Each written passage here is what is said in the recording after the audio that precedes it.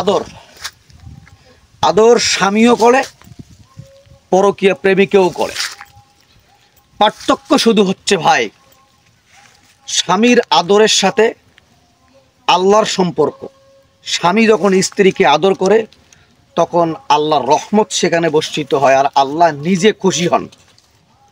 আর পরকীয়া প্রেমিকের আলিঙ্গন কিংবা আদরে আপনার মধ্যে যে অবৈধ কাজ হবে সেখানে সরাসরি আল্লাহর লানত।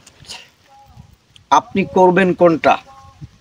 সামান্য 2-1 মিনিটের সুখের জন্য নিজের সতীত্ব বিলিয়ে দিচ্ছেন, ভাই হিসাব মিলাবেন কেমনে? অতএব আপনি যে কাজ করলে স্বয়ং আল্লাহ আপনার প্রতি রহমত নাজিল করবে, আল্লাহ বেশি খুশি হবে, সেই কাজটাই করার চিন্তা ভাবনা করবেন। হ্যাঁ ভাই, এটাই বাস্তব। This is reality.